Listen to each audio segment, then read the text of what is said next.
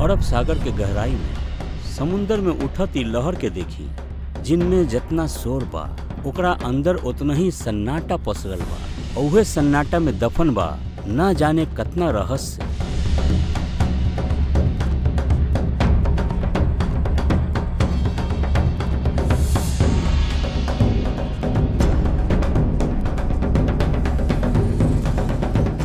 साल रहे 1983 जब आर्कियोलॉजिस्ट के एगो टीम गुजरात के ढबारी गांव के पास अरब सागर में कुछ खोजत रहे। समुंदर के 130 फीट के गहराई में उनकरा के जो नजर आवेला सचमुच एकदम चौंका देवे वाला।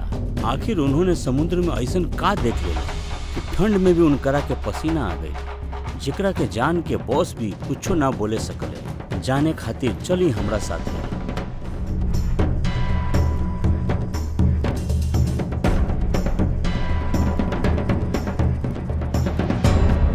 कुछ साल पहले अरब सागर के गहराई में ऐसा ही एगो साइट खोजल गई, जेकरा के देख के हर कोई हैरान रहे। दरअसल वो एगो भरल पूरा नगरी रहे।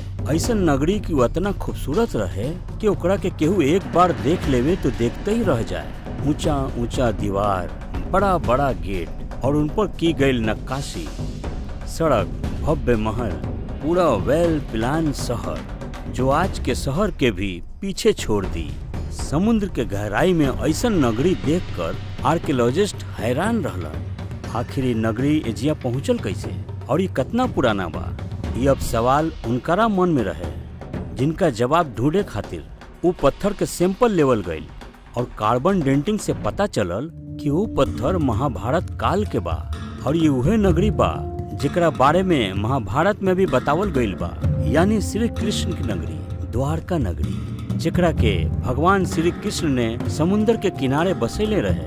अब आप कहम कि हमरा के कैसे पता कि यह द्वारका बा? एकरा का प्रूफ बा? क्योंकि द्वारका जो गुजरात के जामनगर जिले में अरब सागर के तट पे बसा एगो छोटा सा शहर बा, जेकर भगवान विष्णु के 4 धामों में से एक मानल जाता, जहाँ हजारों कृष्ण भक्त दूर दूर से आते हैं। अगर वो द्वारका बा तो फिर ई का बा? दरअसल श्रीमद् भगवत पुराण के अनुसार कंस के वध करे के बाद भगवान श्री कृष्ण यादव वंश के साथ मथुरा में रहे लगल। लेकिन कंस के मौत के बदला लेवे खातिर उनकर ससुर जरासंध मथुरा पर 1 या 2 बार ना बल्कि पूरा 17 बार वार कैले। बार बार हो रहल आक्रमण से न केवल मथुरा के प्रजा परेशान रहे, बल्कि श्री कृष्ण भी दुखी हो चुकल रहे। यही खातिर वो अपना प्रजा के रक्षा खातिर मथुरा से कहीं दूर जावल सही समझलन और अपन परिवार और पूरा प्रजा के साथ मथुरा से 1285 किलोमीटर दूर अरब सागर किनारे जा पहुंचलन। और उन्होंने विश्वकर्मा को समुद्र के ऊपर एगो नगरी बनावे खातिर आदेश दिहले। लेकिन समुद्र देव के मर्जी के बिना ये पॉसिबल ना रहे। यही खातिर भगवान श्री कृष्ण देव ने समुद्र देव की पूजा कैले। इनकरा से खुश होकर समुद्र देव ने अरब सागर के बीचों बीच 12 योजन यानी करीब 153.6 किलोमीटर धरती गिफ्ट कैले। यही भूमि पर भगवान विश्वकर्मा विशाल द्वारिका नगरी के निर्माण कैले। एगो ऐसा नगरी रहे जो आज के बढ़िया से बढ़िया सिटी के मात देती। ऊंचा ऊंचा दीवार, बड़ा दरवाजा, बगीचा, तालाब, सोना के महल, सब कुछ बहुत खूबसूरत तरीके से बनावल गईल रहे। और यही नगर के बीचों बीच रहे श्री कृष्ण के महल, जो बहुत ही आलीशान रहे। पूरा यादव वंश और पूरी प्रजा को यहाँ बसावे के बाद श्री कृष्ण वापस मथुरा गईलन और जरासंध से युद्ध कैले। उनकर वध करे के बाद वो अपन परिवार के साथ हंसी खुशी रहे लगले।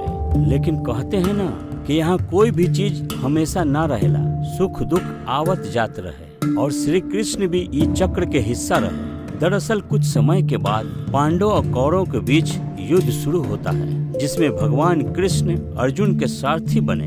18 दिन भीषण युद्ध के बाद आखिरकार पांडवों की जीत भइल और एजिए से शुरुआत भइल खूबसूरत नगरी द्वारका के सर्वनाश की।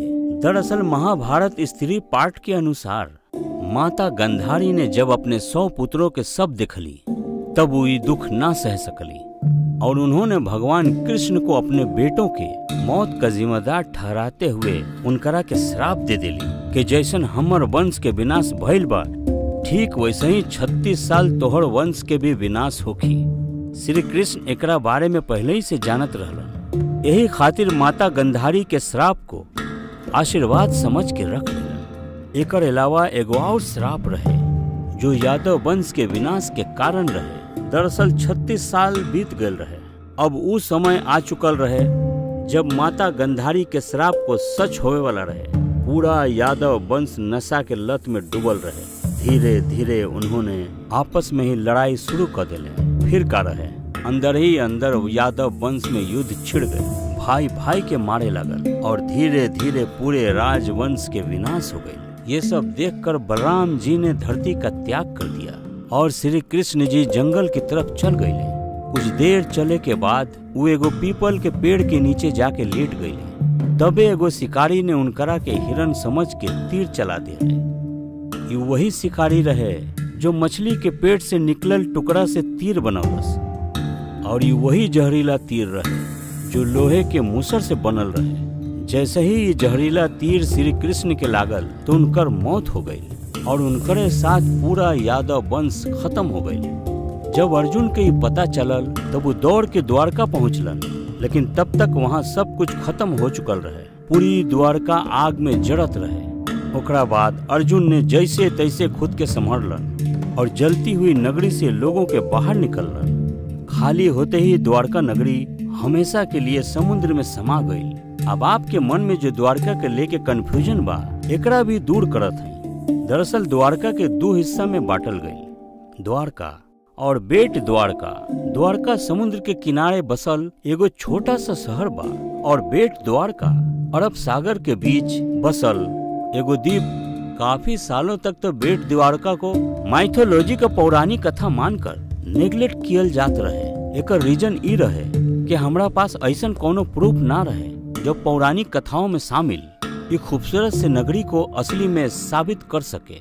1930 में अरब सागर में खोज कइल गई और इस दौरान बेट द्वारका के कई अवशेष मिलल। फिर 1963 में इस आइलैंड पर फिर से खुदाई करल गई, मूर्तियां और कुछ फैक्ट हाथ लगल। फिर बहुत इंटरेस्टिंग कहानी सामने आई जो ये बात के सबूत रहे कि श्री कृष्ण बेट द्वारका में अपन परिवार के साथ रहत रहे। लेकिन ये छानबीन एजिए खत्म ना भई और 1983 से 1990 के बीच under water archaeologist doctor S.R. राव ई मिशन के उनकर टीम ने पूरा करे खातिर बीरा उठैलस। ये टीम काफी दिन तक खोज पड़ताल में जुटल रहे। ओकरा बाद पानी के नीचे एक खूबसूरत नगरी के सबूत मिलल। लेकिन एजिया भी सवाल उहे रहे कि का सच में समुद्र के नीचे जो अवशेष मिलल बा वो श्री कृष्ण के नगरी द्वारका के रहे। एकर पता लगावे खातिर आर्कियोलॉजिस्ट ने उन पत्थरों के कार्बन डेंटिंग कैलस। कार्बन डेंटिंग से करीब 50,000 साल पहले के किसी अवशेष के बारे में पता लगावल जा सकेला। कौन समय के बाद डॉक्टर नरहरि आचार्य ने महाभारत में मेंशन ग्रोह के स्थिति एस्टेरॉयड के जरिए ये कैलकुलेट भइल कि महाभारत के युद्ध 3120 में बसल रहे और महाभारत के अनुसार उहे युग में द्वारका के भी निर्माण भइल।